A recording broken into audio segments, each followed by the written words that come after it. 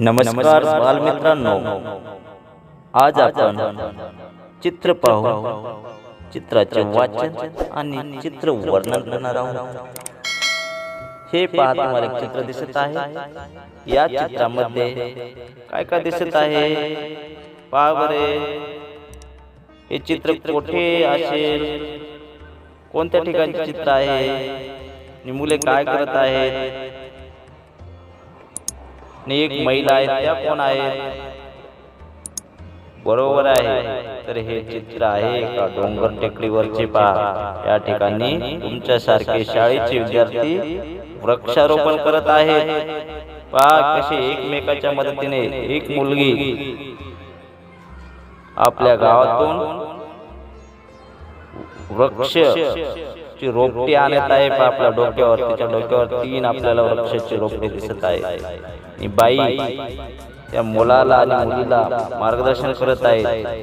मुलीने पहा वृक्षाची रोपटी लावलेली आहे. मुलगा झाडाला पाणी टाकत आहे.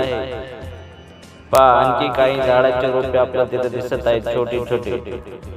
संपूर्ण परिसर जर पाहिला आपण, डोंगर आणि टेकडी आहे. पहा झाडांचे प्रमाण आपल्याला त्या ठिकाणी कमी दिसते. कुठेतरी झाडे आहेत, म्हणजे हे मुले झाडे लावून त्या ठिकाणी झाडे वाढवण्याचा प्रयत्न करणार आहेत. झाडे लावा, झाडे जगवा. झाडांचे महत्त्व तर आपल्याला माहितच आहे.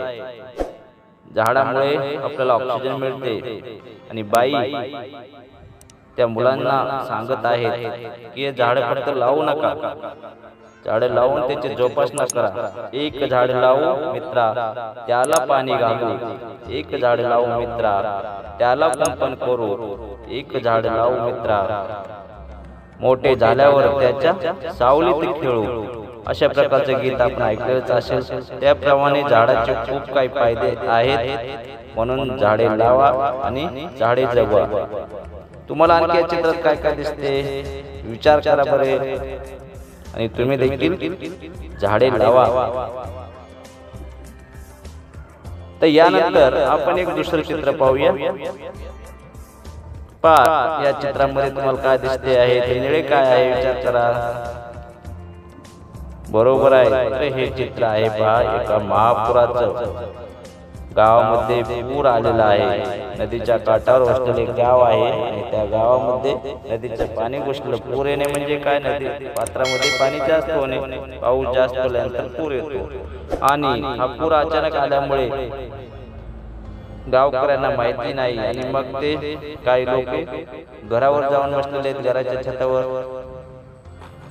पहा आपले त्यांनी मोजक्याच वस्तू सोबत घेतलेल्या आहेत. एक बाई आपल्या बाळाला कडेवर ते घेऊन आणि डोक्यावर एक गाठोडे घेऊन पाण्यातून मार्ग काढत आहे. त्यासोबत एक मुलगा देखील दिसतोय. त्यानंतर होडीमधून काही छोटी छोटी मुले आणि एक महिला ही पाण्याच्या बाहेर येताना आपल्याला दिसत आहे. आणि पाण्याने रुद्र धारण केलेलं आहे. पहा संपूर्ण पाणी घरामध्ये शिरलेलं आहे.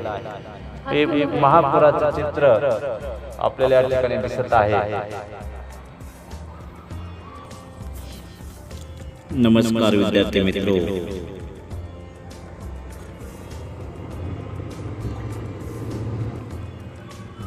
महापुरामध्ये तुम्हाला आणखी काय काय दिसत आहे पहा. भरपूर असं पाणी घरामध्ये घुसलेलं आहे आणि होडीमधून लोकांना सुखरूप ठिकाणी नेण्याचा प्रयत्न होडीवाला करत आहे. प्रशासनातर्फे देखील या ठिकाणी उपाययोजना केल्या जातील.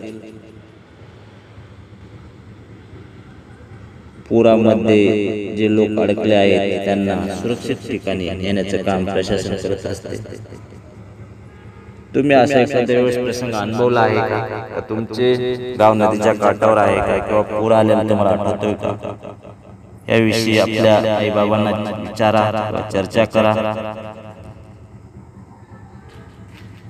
तर चित्राच्या बाबतीत आपण अशा प्रकाराचं वर्णन आणि गप्पा मारलेला आहे. तुम्ही देखील एखादं चित्र घेतल्यानंतर किंवा पाहिल्यानंतर त्याचे बारकाईने निरीक्षण करायचं आहे आणि त्यावर वाचन करून विचार करायचा आहे.